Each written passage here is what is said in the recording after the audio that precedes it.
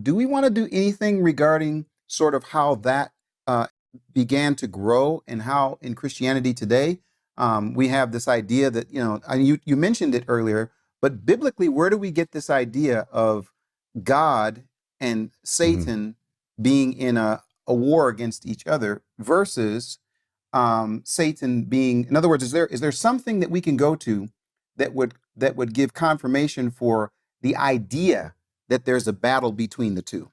Look, so, I mean, I'll state the obvious, the elephant in the room. There was a religion at the time called Zoroastrianism. There it is. And the Zoroastrians, they trace themselves back to a man named Zoroaster, who they believed was a prophet, sometime around 600 BC. Some people say 1000 BC. We don't really know. Zoroaster, he founded this religion which says there's two powers in the universe, a good God and an evil God. Mm-hmm. And the good God was called Ahura Mazda, and the evil God was called Aingra Mainyu. And at the beginning of existence, they actually the two didn't know that each other existed. One was in the realm above and one was in the realm below. Obviously, the evil one was in the realm below. I say obviously, but because some of that's carried over. And each one is gathering followers so they could have a final battle. And some scholars today will say that Zoroastrianism isn't a dualistic religion, as I would say, that there's two gods. They say, no, there's only one God, because in the end, in the final days, Ahura Mazda, the good God, will defeat Aingra Mainyu, the evil God. Mm-hmm. So there'll be, it's like in that movie back from the 80s, there will be only one, right? Only one will remain. Right. And so there's the good God and the evil God, and the good God controls over the realm of the spirit, and the evil God is below in hell. And they're both trying to gather followers, and this is referred to in the Tanakh. Yeah. Most people don't realize, but the Tanakh actually talks about this. By the way, we talked about this in our book, A Prayer to Our Father, when we were dealing. I don't remember what the context was, we were dealing with it as it pertains to lead us not into the hands of a test.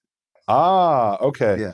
So Isaiah 45 verse 1 says, "Thus says Yehovah to his anointed," that is his Mashiach. It says there, to Cyrus. Who is Cyrus? Cyrus is a Persian king who sometime around 538 BC, or maybe 516 BC, he issued a decree saying that the Jews could go back to the land of Israel and rebuild the temple.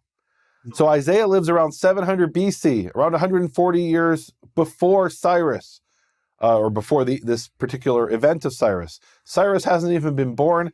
His father hasn't been born. His grandfather probably hasn't been born. Thus says Yehovah to his anointed, to Cyrus, whose right hand he has grasped, treading down nations before him. So basically it's saying here, God is going to give an empire to Cyrus. He's going to give an empire with treasures and wealth. And he says in verse 3, so that why is he doing this? Why is he giving an empire to Cyrus? Which he does. The Persian Empire under Cyrus conquers the Babylonian Empire. So that you may know that it is I, Yehovah, the God of Israel, who call you by name. This is actually an incredible scene here. Isaiah is speaking a prophecy 140 years approximately before it will be fulfilled, calling a specific person in the future by name and telling him the proof that Yehovah is the true God is that he foretold the coming of this man by name. He says, so that you may know that it is I, Yehovah, the God of Israel, will call you by name. Not for you, because you're a righteous man, but why? Verse 4, for the sake of my servant Jacob, Israel my chosen one, I call you by name. I hail you by title, though you have not known me. Yes. What does it mean he has not known him? Isn't Cyrus a good Jew or convert or a follower of the God of Israel? No, Cyrus doesn't even know who God is. He believes in Ahura Mazda, whose enemy is Aingra Mainyu. He believes in the good God, who's the enemy of the bad God. Right? He believes in the bad guy, he just doesn't follow him. Verse 5, I am Yehovah, and there is none else. Besides me, there is no Elohim, there is no God. Why is he telling this to Cyrus? Because Cyrus believes there's two gods. I engird you, meaning I put armor on you, though you have not known me.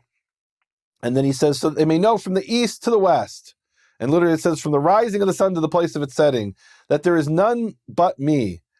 I am Yehovah, and there is none else. And then this is one of the most important passages in the Tanakh, and we have to understand it in the Zoroastrian context. They believe all the good in the universe came from Ahura Mazda, the good God, and all the evil, all the suffering, all the starvation, all the envy, everything bad in the universe was created by Ein Germainu, the evil God.